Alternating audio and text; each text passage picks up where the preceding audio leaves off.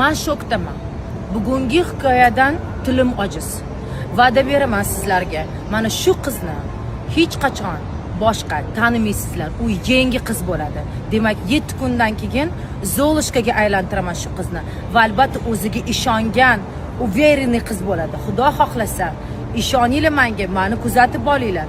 Ko'rasizlar, 7 kundan keyin Gulchiroyni sizlar tanimaysizlar va eng asosiysi erkaklar uni orqasidan chopib, yugurib yurishadi.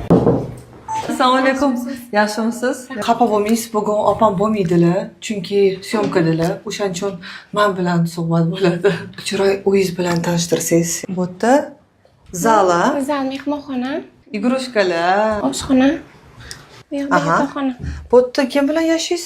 Bu yoqda turmush o'rtog'im bilan. Bu uy ijarada turamiz. Arenda bu. Arenda $400 arenda puli to'lab, ba'zan yetmay qoladi arenda puliga. Hozir uy arzonroq uy topolmaganimiz uchun majbur shu uyda yashab turamiz. Ish joylaridan juda ham kam oylik oladilar, 3,5 million miqdorda. Lekin ijara puli $400 bergani uchun faqat maoshlari ijara puliga yetadi. Uyning egasi sal tushunadigan inson bo'lgani uchun ba'zan $300 berishga majbur bo'lamiz. Pulimiz yetmay qoladi. Shunga hozircha xo'jayinim topgan maoshlari faqat ijaradan ortmayapti. Erim turli muammolar bilan bo'lgani uchun mendan jahlini mendan oladi. Doim ket deb menga haqoratlaydi. 7 oydan beri ish qidirib yuribman, ish ham topolmaganim uchun ustimdan kuladi. Qo'limga bir so'm pul bermaydi. Borar joyim yo'qligi uchun majbur yashashim shaxsiyatimga tegishni boshladi. Qanaqa qilib hozir bu yerda yashayapsiz u bilan? Chunki mening boradigan joyim, uy olishga mablag'im ham yo'qda. Necha yil yashayapsiz u bilan? 7 oy bo'ldi endi. 7 oy bo'ldi. O'sha O'sha ketdi ishni boshladi. Oddiy sabablar aytyapman, men turmushidan to'y bo'lishimizdan oldin kreditlar olganligi haqida xabarim yo'q edi. Undan keyin hozir bu yoqqa kelib, meni ishdan bo'shatib kelib bu yoqqa Toshkentga keldik. Oylik maoshi juda ham kam, ro'zg'orga yetmaydi. Yetishmovchilik sabab qattiq urushlar bo'lib ketyapti. Hattoki jahli chiqib qo'liga kelgan narsani otib ketadigan darajada urushlar bo'lib ketyapti. Hattoki ko'chaga chiqib darlashadigan do'stim yo'q, bilasizmi? Boradigan, mehmonga boradigan insonim yo'q. Onam yoniga boraman. Chiroy. 7 oydan beri ish qidiraman, ish topolmayapman. Boraman qaytib kelaman. Bilasizmi? İşga qabul qilinmaysiz, rad etildi deyilsa, bu juda ham og'ir narsa. Chunki o'qishni juda qiynalib o'qiganman, kontraktni qiynalib to'laganman. Hammasi zo'r bo'ladi. Biz keldik, endi hammasi zo'r bo'ladi. Ishoning. Oyim ham beva ayol bo'lgani uchun, yolg'iz uyda yashagani uchun Toshkentga o'zimni yonimga chaqirib oldim. Hozirda SOS bolalar mahalla uyida tarbiyachi lavozimida ishlaydilar.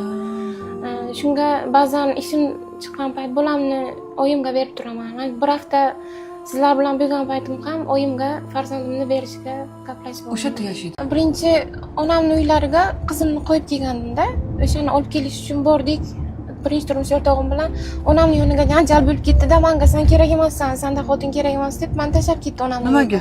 Urush bo'lib ketdi, ikkalamiz kelisha olmay qoldik-da mashinaning ichiga. Tushib ketdi-da, qolmaysanmi onam yoniga? Yo'q dedim. Qololmayman, men ketaman sen bilan dedim-da. Keyin shunga janjal bo'lib ketdi-da, meni haqoratlab tashlab ketdi onamning uyiga. U yoqda ham janjallar bo'lib ketdi-da, meni urib ketdi.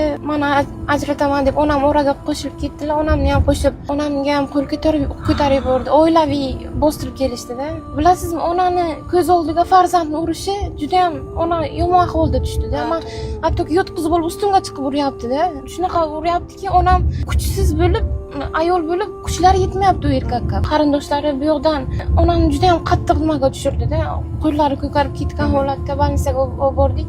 Lekin tanimaydi, men urmaganman, men qo'lim tegib ketdi deb aytadi-da. Oyoq kiyimi qolib ketdi, oyog'im chiq ket uyimdan deb chiqarib haydab yubordi. Onamni urgani uchun, men urgani uchun biz tez yordamga ketdik-da. Tez yordam ularni nimaga bergan? O'sha bursikiga chiqargan.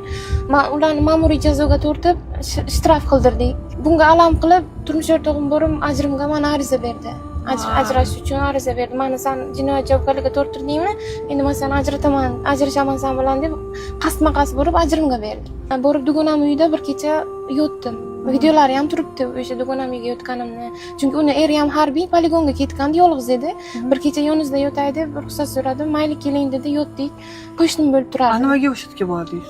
Boshqa yo'q, boshqa hamma dugonalarimni harbiy eri harbiy uyda-da. Uyda janjal bo'lgan, o'shaning uchun siz dugona uyingizga Chiqib bordingiz. ketdim-da uydan. Bu yotganimdan keyin sudga o'sha ajrim sudida aytishdiki, bu o'sha kuni dugonasining uyiga yotmagan, boshqa ish qilgan, buzuqlik qilgan deb tuhmatlar.